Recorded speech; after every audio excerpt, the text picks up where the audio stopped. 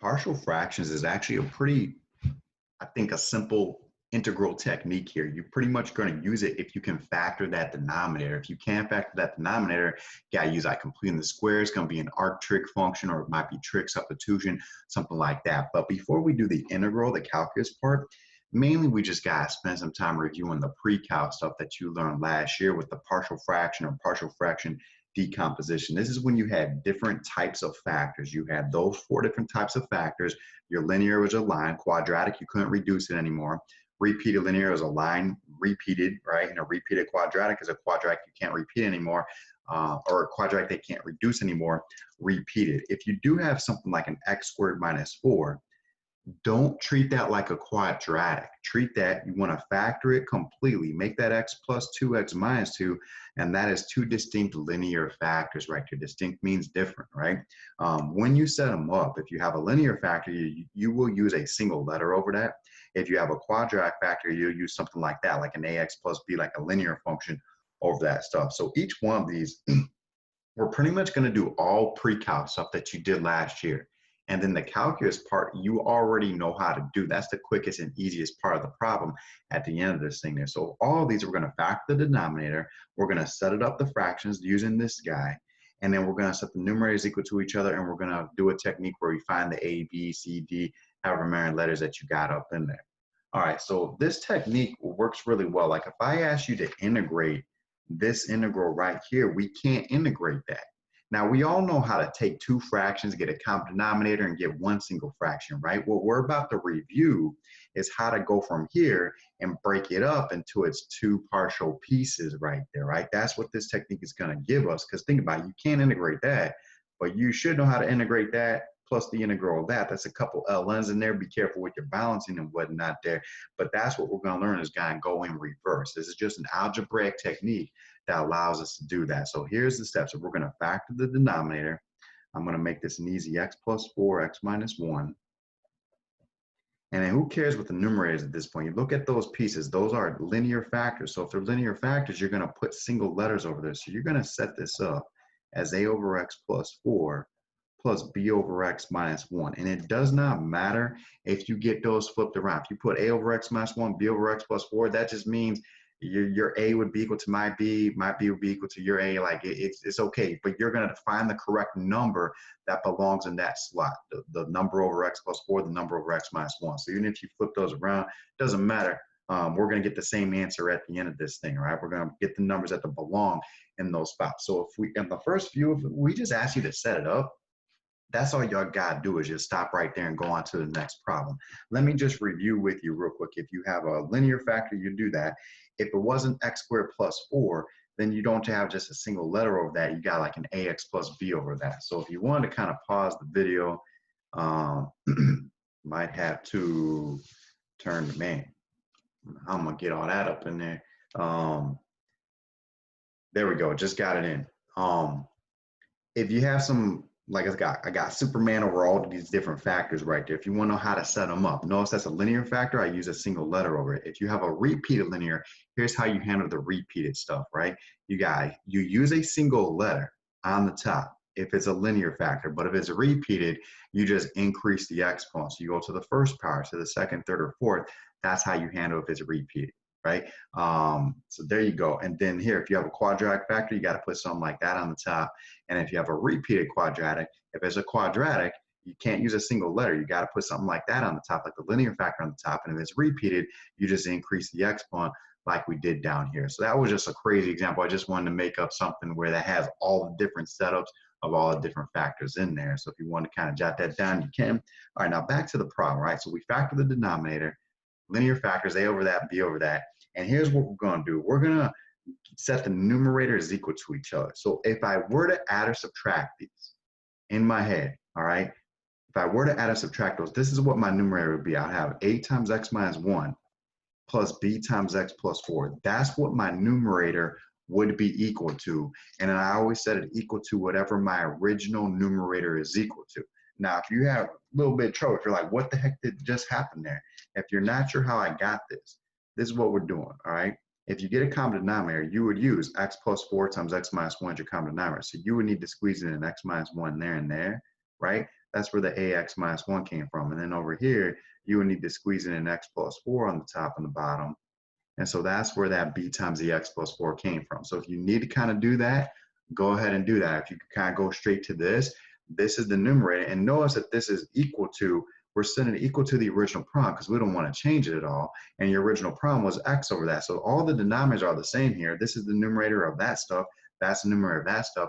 And so we already have the denominators are the same. So that's where we're just going to set the numerators equal to each other.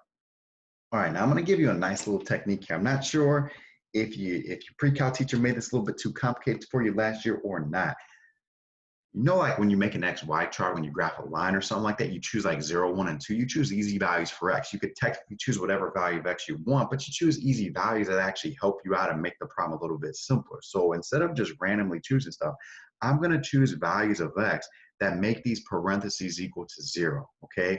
Now this technique is gonna, sometimes it'll work for the entire problem, sometimes it'll only work for a letter or two, but you never want to skip over this next step. If you go straight to this other technique I'm gonna show you in the second example, you're gonna make it too complicated for yourself. You never wanna skip over this step. So what I'm gonna do, I'm gonna set that parentheses equal to 0, I'm gonna choose X equals 1. And if I plug in 1 for all these x's, you're going to get 1 minus 1. You're going to get 0 times a. That a variable goes away, which makes the solving easier. And then I'm going to take a 1, plug it in for all the remaining x's there. So 1 plus 4 will give me 5b. And you got to also remember to plug in 1 for the right-hand side as well. So you're going to take that 1 and plug it in place for the x. And then you're going to get the b value is 1/5. And then you can go to this parentheses, and now we can choose x equals -4, because I make that go to 0. So when you plug in -4, you get -4 plus 4, which is 0 times b, so that b variable goes away. And plug in -4 for all the other x's on the left and the right-hand side. So -4 minus 1 gives us a -5a. Plug in -4 for that x as well, you get a -4. And then you're going to get your a is going to be a +4/5. And then once you get your a and your b value, you'll go back and you'll plug that into your setup right there. So you have 4/5 over the x plus 4 plus the 1/5 over the x minus 1. All right, and then remember, so that's just the review of the pre-calc. And now what we're supposed to do is we're supposed to do the calculus part of this sucker, is we're supposed to integrate this thing. All right, now if you want to, like, you could just pull out the 4/5, and then you got the integral of 1 over x plus 4. And then you can pull out the 1/5, and then you have the integral of 1 over x minus 1. Now, you can kind of do this in your head, but be careful with the balancing. On these, if I did to work it out, my u would be equal to the x plus 4. The du would be equal to 1, so there's nothing to balance. And then I would have the integral of 1 over a single letter. And you know, when you integrate 1 over a single letter, that's going to be the ln of that single letter. So you can use parentheses here, or you can use absolute value bars. And this is going to be another ln of that x minus 1, and you got your plus c, and then you're done. You're allowed to stop right there. I do not care if the back of the book is doing something weird. Sometimes they'll take these numbers and they'll plug them in the exponents, and then they'll use the pre-calcs, they'll smush them together, and they'll condense the stuff. You can stop right there. And you're smart enough to know if the back of the book has something different, just look at the pre-calc properties real quick, do those expanded and condensed and stuff in your head, and just make sure it's the same thing there. But you're smart enough to kind of figure that out. What I want to mention, common mistake, is sometimes when students have the integral, let's say it was a 4/5 and it was a 1 over a 3x plus 4. A lot of times they'll just go 4/5 and they'll go ln of 3x plus 4, and then they'll get that wrong because your u is that denominator, your du is equal to 3, which means you need to balance that with a 1/3. So if you have that, I'm gonna allow you to do that in your head, but make sure if that's a 3x squared plus 4, then that's not an ln, right? But if your du is equal to just a number, then that's a 1 over a single letter. Now you can go ahead and you can integrate that, and that would have given us like a 4/15 ln of that 3x plus 4. So you can do that stuff in your head. You can do the ln stuff, but just make sure you do that balancing in your head as well and get that 1/3 out there. So just want to throw a common mistake out there. Now I want to do one more problem. Let's make up one more problem here.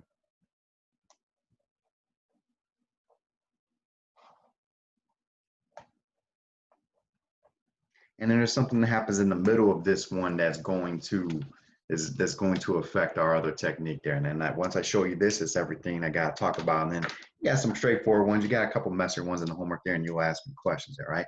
So first things first, on a partial fraction, I know I can use partial fraction on these because I can factor the denominator. That's why I'm thinking to use partial fraction. Also, if this is a 4x to the fourth up there, if the numerator has a larger, if the degree of the numerator is greater than or equal to the degree of the denominator, you gotta do long division first. If you don't do long division first and you go straight to the partial fractions, you're gonna miss terms at the beginning of that sucker. You might have like 2 terms in your answer, you're supposed to have like 3 or 4, and that's gonna mess up. So if you see that the numerator is greater than or equal to the degree of the denominator, like if it's x cubed over x cubed or x to the fourth over x cubed or whatever, do long division first and then do the partial fractions after that. All right, so anyways, I'm gonna factor this denominator. I can factor out an x squared. I have an x plus 1 in there. And then identify what kind of factors is in. Do not treat this like a quadratic. This is really x times x. Y equals x is a line. That's a repeated linear function. So this is a repeated linear factor, and this is also a linear factor right there, right? So if it's a repeated linear factor, you're gonna set it up like this. You're gonna go a over x plus b over x squared. If it was an x cubed, that's also a repeated linear function. You'd go a over x plus b over x squared plus c over x cubed. And then since it's a linear factor still, you're still going to use a single letter over that x plus 1. So there's your setup right there. So we're going to now find the a, b, and c, plug them back in, and then have hopefully some easy integrals right there. Not all the integrals in this section will be easy for you, but every single integral in this section, you already know how to do. So this partial fraction is not really a new integral technique. It's really like, hey, I'm doing an algebra technique to break that stuff up. And then the integral is going to be some ln's, it'll be UDUs, it'll be a bunch of different things that you already know how to integrate there. All right. Right now, we're going to set the numerators equal to each other. So if I got a common denominator and one single fraction, this is what the numerator would be. So here's what I kind of think about there. So like so what I'm looking at, this is your common denominator. It's right here in front of your face. Is the x squared times x plus 1. And so when I'm getting this, when I'm going straight to this, instead of writing down all those steps right there, I would think about it like this. So like with the a, you already have one of the x's, but you're supposed to have an x squared. So you need one additional x, and you also need that x plus 1. With the b, you already have the x squared, right? You're just missing the x plus 1. So squeeze in the x plus 1. And then with that c, you already have the x plus 1. You're just missing that x squared. So squeeze in that x squared. That's what the numerator would be. Now, if you need to write down the steps, if you need to say, hey, I need to use this as my common denominator, right? Don't go x times x squared and use an x cubed. Like if you have the between a 5 and a 5 squared, you're going to use 25 as that common denominator, not 125 there. So use this as your common denominator. It's right there in front of your face. But if you needed to match it up, it's like you needed to squeeze in another x right there and another x plus 1 there, right, on the top and the bottom. You needed to squeeze in another x plus 1 there and an x plus 1 right there on the top and bottom. So that's where that stuff is coming from. I'm going to go ahead and just kind of cross that out for now. Encourage you to just kind of do that stuff in your head there. All right, so we're back to our normal setups right there, right? So now what you do, that's the numerator of that stuff. And then what we always do is you set it equal to your original numerator. And then please don't skip over that step where you're choosing easy values of x that's going to make those parentheses equal to 0. So as I look at this, I can choose x equals 0. Because when I choose x equals 0, I'm going to have 0 times something there. So that a variable is gone. 0 times that c variable is gone. So since I know those are going to be gone, I can ignore that and just go to the remaining x's, plug in zeros for all those remaining x's there. So if I go 0 plus 1, I'm going to get 1b. And if I plug in 0 for these x's here, I get 0 plus 0 minus 1. I get b is equal to -1 right away. And then when I look at that parentheses and set that equal to 0, I can choose x equals a -1. Because when I choose x equals a -1, I get 0 times something there, so that a variable is going to go away, and then -1 plus 1, I get 0 times b. The b variable is going to go away. So I know those are going to go away. I can just ignore all that, plug in the -1 for all the remaining x's. So -1 squared times c, I'm going to get a positive c. If I plug in -1 here, you're going to get like a 4. You're going to get -2 minus 1 is going to be 2 minus 1, which is equal to 1. So I got 2 letters right off the bat, -1 and a +1, by not skipping over that step right there. Now, once you have those, now you're looking at it like, man, I still don't know what the a value is equal to. So sometimes this technique works for the entire problem, and I don't have to worry about anything else. And then sometimes that technique doesn't work. It doesn't give you all of the letters. But if you want to start with that, you can at least get some of the letters, right? And then it'll make this next part a little bit easier for us here. So always start with that. Get as many letters as you possibly can. Now, once that stuff stops working, what we need to do is group together like terms. I tend to stick with stuff that's at the beginning of the problems, like the x squares, or the end of the problem, like with the constants, where I don't have to multiply out like binomials times binomials, stuff like that. You're not really meant to multiply all this stuff out, although you could. I usually never have to do that unless it's a crazy, crazy problem there. But what I want you to do is group together like terms. So like right here, I'm going to group together the squared terms. So if I were to multiply this out, I do have an ax times x. I do have an ax squared right there. No x squares right here, and I have a cx squared right there. So I have an ax squared plus a cx squared, and then you set that equal to the number of x squares that you have on the right-hand side. So I get a plus c is equal to 4.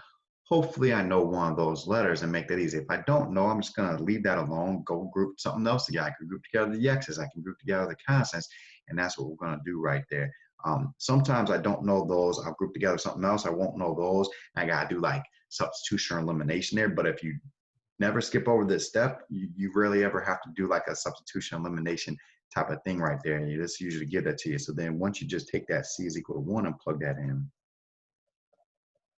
then we're going to get our a by is equal to 3. And then once we have our 3 numbers, we can plug them back into our setup and do some easy integrals there. And I just want to mention the concept there is like if you have like 7x cubed plus 5x squared equals dx squared plus ax cubed, you know, you could just set the a cubed, x cubes equal to each other. You could set the x squares equal to each other. You're just collecting the like terms, right? And sometimes you could also group together your x's. Like we're already done here with this. I'm not done with the integral part, but if you wanted to do, you could have done a times x. If you group together your x's, you could do a times x. And then right here, you have a b times x. So if you group together all the x's on the left-hand side, set that equal to the 2x, the number of x's you have on the right-hand side.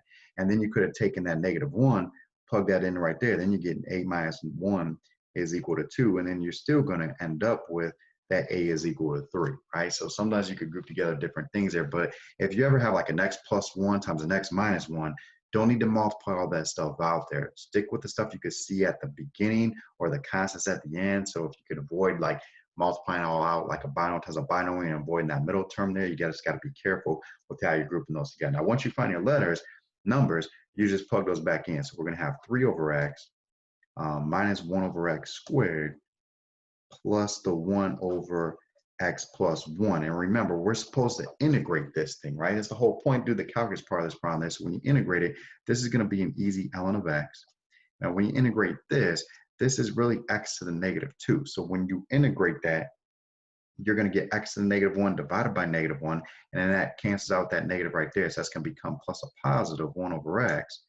And this is like if let my u equal the denominator, the d is equal to 1, all right? And so that means this is going to be the ln of that x plus 1. There's nothing to balance on that one. And then we have the plus c.